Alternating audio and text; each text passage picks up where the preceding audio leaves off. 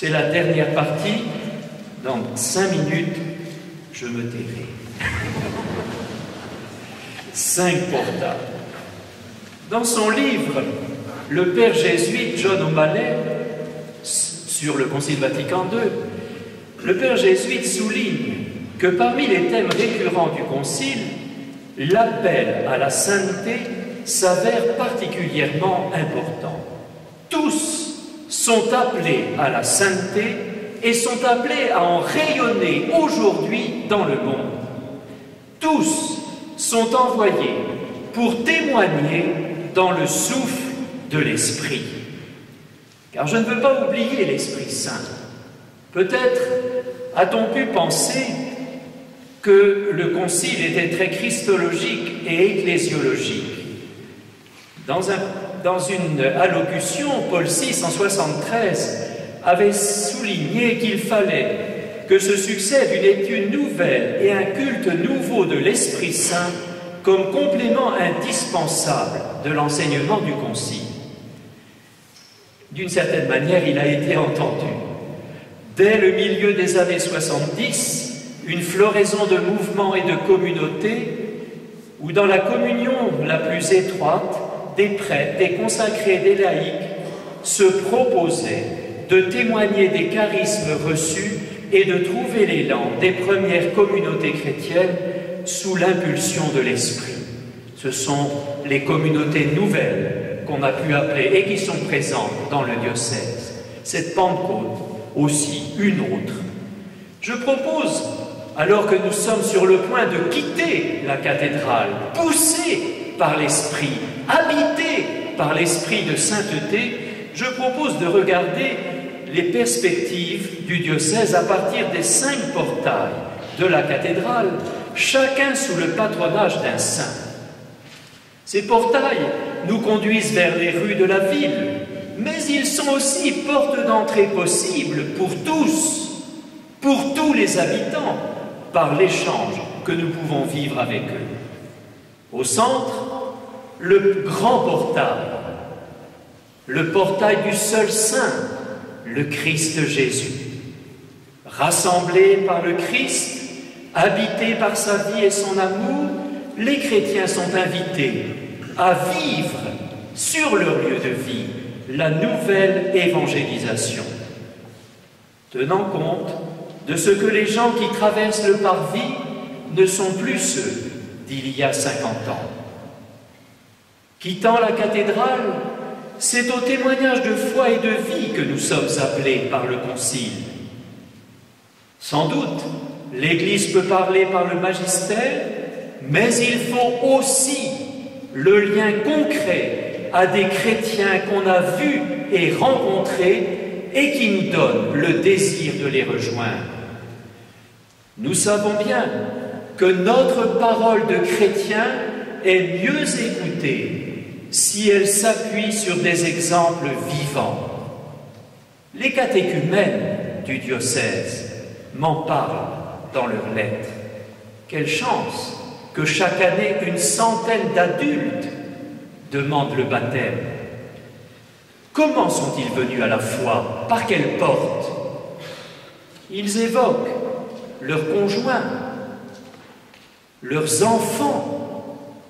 Combien de femmes catéchistes ont redécouvert la foi grâce à la démarche de leurs enfants?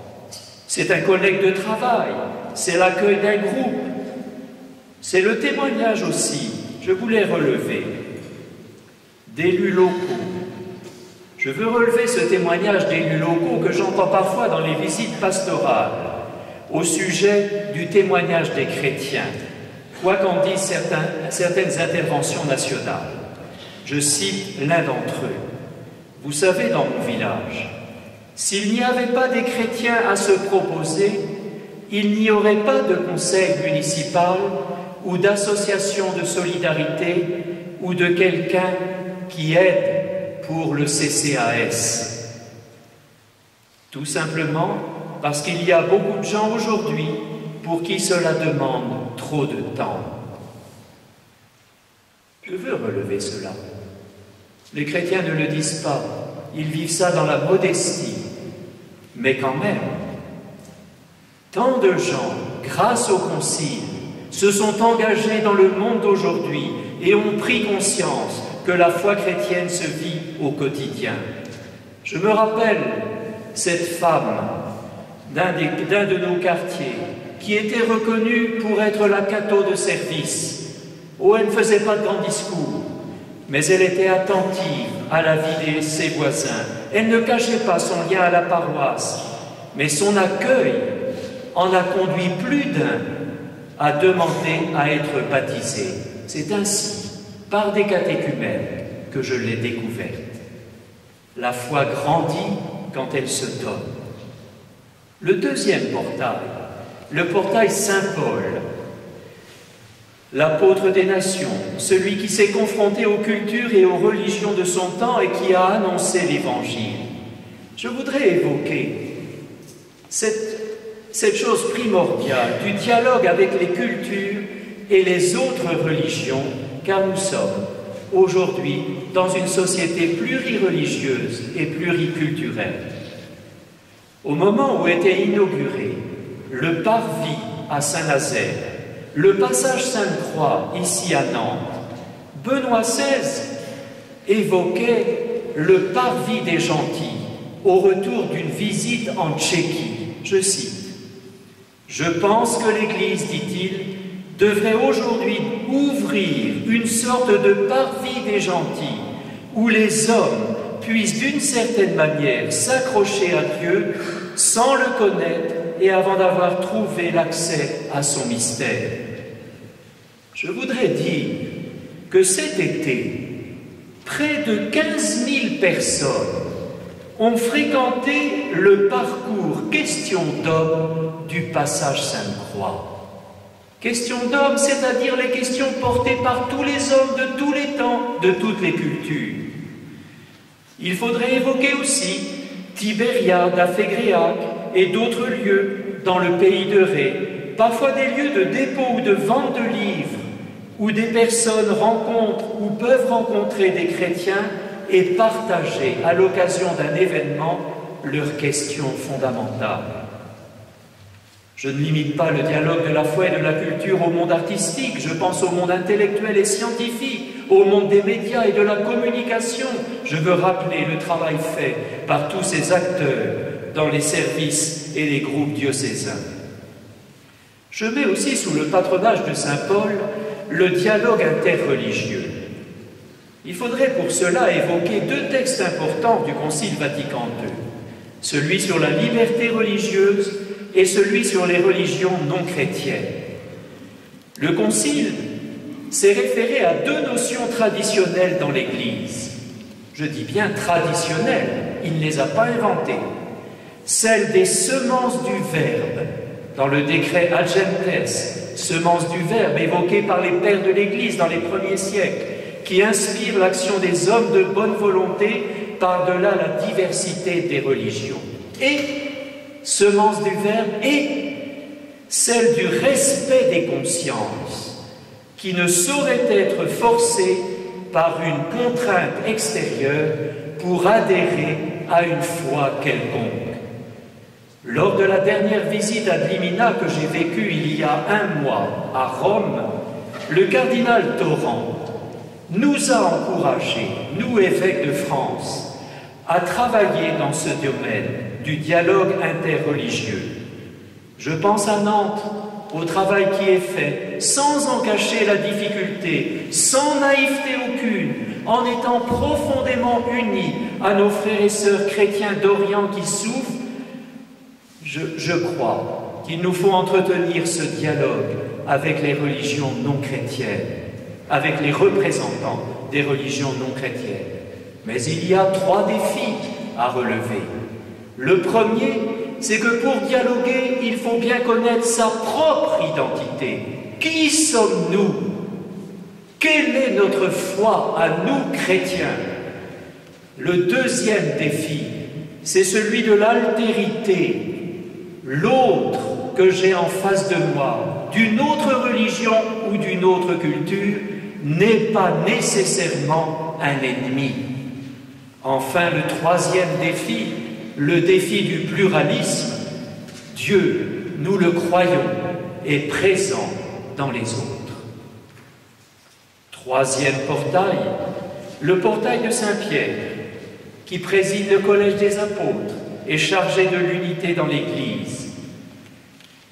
Je n'oublie pas qu'en 1985, le synode avait développé la notion d'église communion.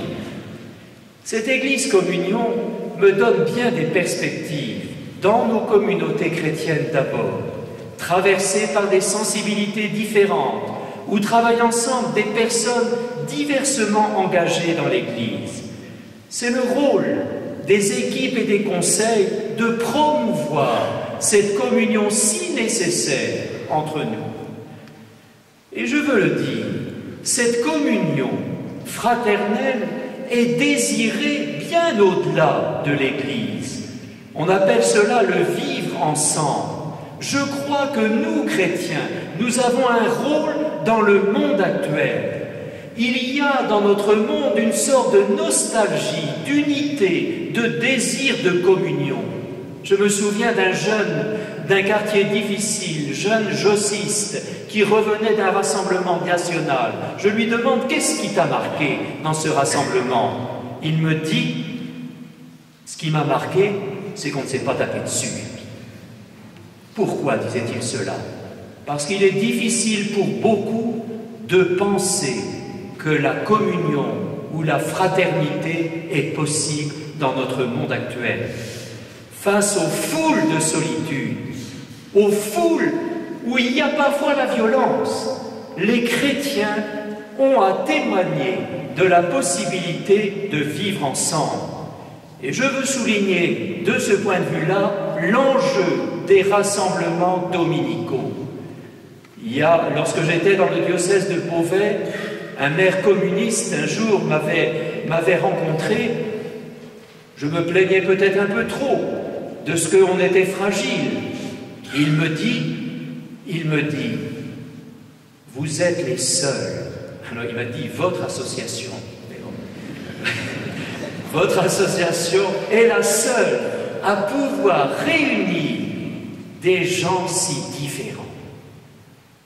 Et vous faites un travail important de création de liens à l'intérieur des communes. Unité enfin entre confessions chrétiennes. Même si le mouvement œcuménique semble marquer le pas, je veux rappeler le formidable élan donné par Vatican II. Ce qui nous unit est plus important que ce qui nous divise encore. Il faut rappeler, par exemple, ces fruits que sont la traduction œcuménique de la Bible. Dans le domaine théologique, la déclaration commune sur la doctrine de la justification en 1999, qui a permis aux catholiques et aux luthériens de surmonter les grands conflits du XVIe siècle. Je veux rappeler le travail si beau des mouvements de l'ACAT, de Thésée et de tant d'autres. Enfin, portail de Saint-Yves, avocat des pauvres. Je voudrais souligner là tant de fruits du Concile autour de la charité et de la dimension caritative pour la justice, la paix, la sauvegarde de la création. C'est une des priorités du christianisme en ce début du troisième millénaire. Faut-il évoquer les grandes associations, le Secours catholique, le CCFD, mais aussi tant de mouvements catholiques liés à des catégories socio-professionnelles qui sont présents au cœur des réalités du monde, mais aussi encore tant de petits groupes. Lorsque je suis allé rencontrer le nonce apostolique qui m'annonçait ma nomination à Nantes, je lui ai demandé ce qu'il avait à me dire du diocèse de Nantes.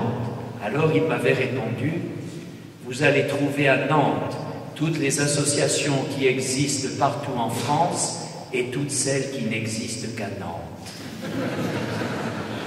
Et de fait, je pense à Tis Amitié, à la Pause Québec, dans les quartiers périphériques, à l'écoute de la rue, à l'association Lazare, au logis Saint-Jean, au travail si beau des aumôneries de prison, des gens du voyage, des migrants. Ils sont la chair de la Constitution Gaudium et Spes.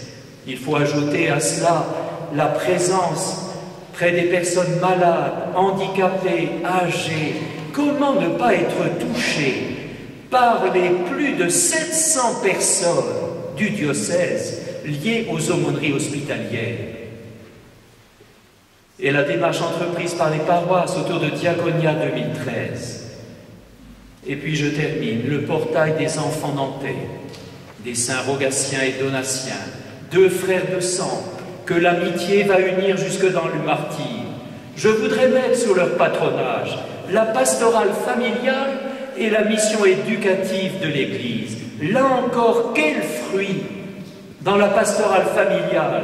Par exemple, les équipes Notre-Dame, dont on sait l'influence de leur fondateur, le Père Caffarel, pour la rédaction des paragraphes de Gaudium et Spes, les associations familiales catholiques, le Clerc, Cana, Amour et Vérité, Notre-Dame d'Alliance, tant de mouvements liés à la pastorale des jeunes, à la préparation au mariage, à la promotion de l'évangile de la vie, à l'accompagnement des personnes divorcées et divorcées remariées. Et puis, la mission éducative, présente par les écoles catholiques, les personnes qui y sont engagées, les mouvements de jeunes, les aumôneries, les enseignants du public, la pastorale des jeunes qui se lie à l'aumônerie d'enseignement public. Cette mission éducative à travers eux, je veux y penser parce qu'elle me paraît fondamentale aujourd'hui. Je crois que nous avons à la développer, à approfondir notre implication et notre engagement dans les systèmes éducatifs, les mouvements de jeunesse et l'animation de loisirs. Pourquoi? Parce que c'est à travers les systèmes éducatifs qu'on peut apprendre aux jeunes à prendre conscience de leur capacité à réfléchir. Si nous voulons que des hommes et des femmes puissent librement connaître le Christ et le suivre, il faut que nous apprenions aux jeunes à utiliser leur intelligence, à réfléchir sur leur vie, à se poser des questions et à essayer d'y répondre. Chers amis, l'enthousiasme me gagne, il est temps donc d'arrêter. Au terme de ce parcours, je veux simplement reprendre les paroles de l'apôtre Saint Paul aux chrétiens de Thessalonique. C'est le premier écrit chrétien. Je le fais mien, pensant au cher diocèse de Nantes. Nous rendons grâce à Dieu pour vous tous, quand nous faisons mention de vous, sans cesse, nous gardons mémoire de votre foi active, de votre amour qui se met en peine et de votre espérance en Jésus-Christ. Pour l'Église de Nantes, Dieu merci.